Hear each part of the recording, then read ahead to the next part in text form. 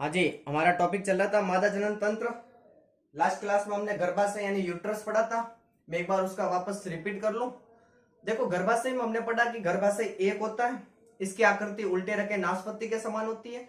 लंबाई इसकी 8 सेंटीमीटर होती है। चौड़ाई इसकी 5 सेंटीमीटर होती है। मोटाई इसकी 3 सेंटीमीटर होती है।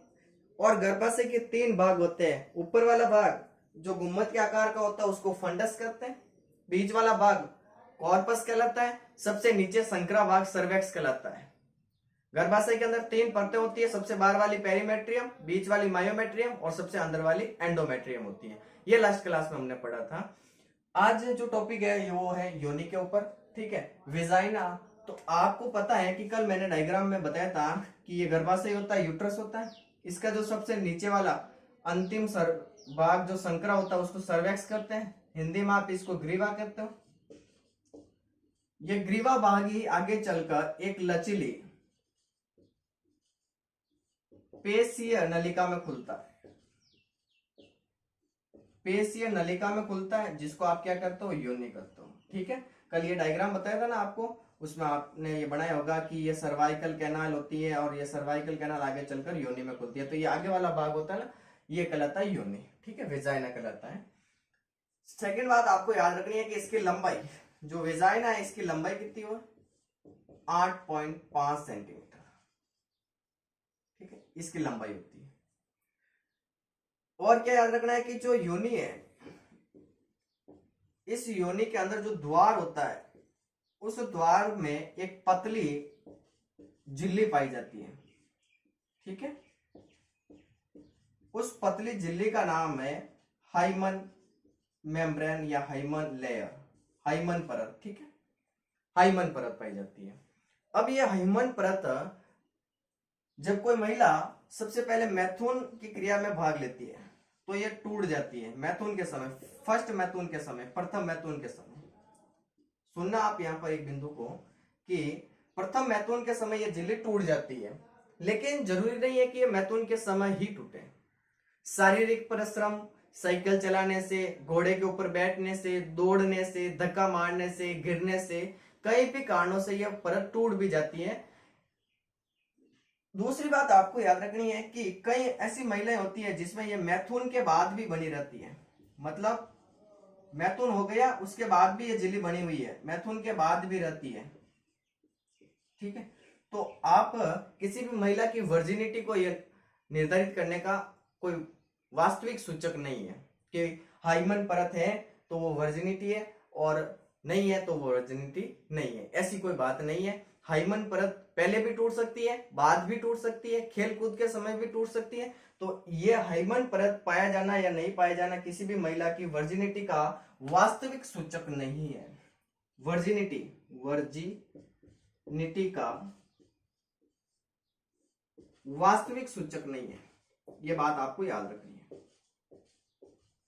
क्योंकि या तो मैथुन के समय टूट जाए या मैथुन के बाद भी बनी रहती है या शारीरिक परिश्रम के दौरान भी टूट जाती है। इसलिए किसी भी महिला की वर्जिनिटी इस हाइमन परत के ऊपर निर्भर नहीं करती है। यह बात भी आपको याद रखनी है। और योनि का कार्य क्या होता है, तो जब आपको पता है कि मैथुन की क्रिया होगी तो नर के अंदर जो सीसन है उस सीसन से क्या निकलेंगे, शुक्राणु निकलेंगे। बनेंगे का शुक्राणु वृषण के अंदर। तो जो सीसन से शुक्राणु या वीर्य निकलते हैं उस वीर्य को ग्रहण करने का काम भी करती है योनि। तो ये बात भी आपको याद रखना है कि वीर्य को ग्रहण करना इसका कार्य होता है विजाइना का, वीर्य को ग्रहण करना।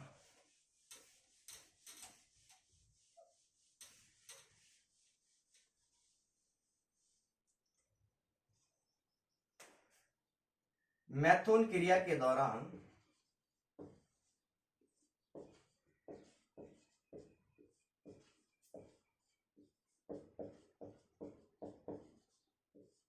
नर के सीसन यानी पेनिस से वीर्य को ग्रहण करना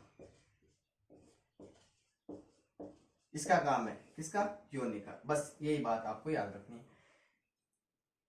और क्या याद रखना है, तो इस योनि के अंदर एक बैक्टीरिया पाई जाता है जिसका नाम है lactobacillus. Lactobacillus acidophilus, lactobacillus acidophilus, ये वेजाइना के अंदर एक बैक्टीरिया होता है। इस बैक्टीरिया का मुख्य कार्य होता है जो योनि का पीएच है उसको बनाए रखना, वेजाइना के पीएच को मेंटेन करना, वेजाइना के या योनि के पीएच को बनाए रखना। तो ये बातें आपको योनि में याद रखनी है। कौन कौन सी बातें पढ़ी, एक बार मैं उसको वापस रिपीट कर लूं, फिर आगे हम पढ़ेंगे बाह्य जननांग, जिसमें आपको सीधे सीधे याद रखने पड़ेंगे। वैसे आपको हाइमन परत या जो हाइमन लेयर्स है इसके बारे में हम आगे और पढ़ेंगे जब बाह्य जननांग पढ़ेंगे तब, ठीक है। तो वेजाइना में आपको मोटी मोटी बातें याद रखनी है कि जो योनि है उसका निर्माण गर्भाशय का जो सर्वेक्स भाग है वो आगे चलता है और वो बनाता है योनि, ठीक है। योनि की लंबाई 8.5 सेंटीमीटर होती है और इस योनि द्वार के ऊपर एक पतली सी झिल्ली होती है जिसको आप हाइमन परत कहते हो। हाइमन परत प्रथम मैथुन के समय टूट जाती है और कोई जरूरी नहीं है कि मैथुन के बाद भी कई महिलाओं में ये बनी रहती है, या शारीरिक परिश्रम करें, साइकिल चलाए, घोड़े के ऊपर बैठे, दौड़ते समय, गिरते समय, कई भी कारणों से ये टूट भी जाती है। तो कोई भी महिला की जो हाइमन परत है ये उसकी वर्जिनिटी को नापने का वास्तविक सूचक नहीं है, ये बात आपको याद रखनी है। और फिर योनि का जो मुख्य कार्य है वो मैथुन यानी कपलिंग क्रिया के दौरान जो नर के सीसन से जो वीर्य निकलता है उसको ग्रहण करना, इस योनि का मुख्य कार्य होता है। और योनि के अंदर एक बैक्टीरिया पाया जाता है जिसका नाम है लैक्टोबैसिलस एसिडोफिलस। ये बैक्टीरिया योनि के पीएच को मेंटेन करने का कार्य करता है। धन्यवाद आज की क्लास के लिए, मिलते हैं अगली क्लास में।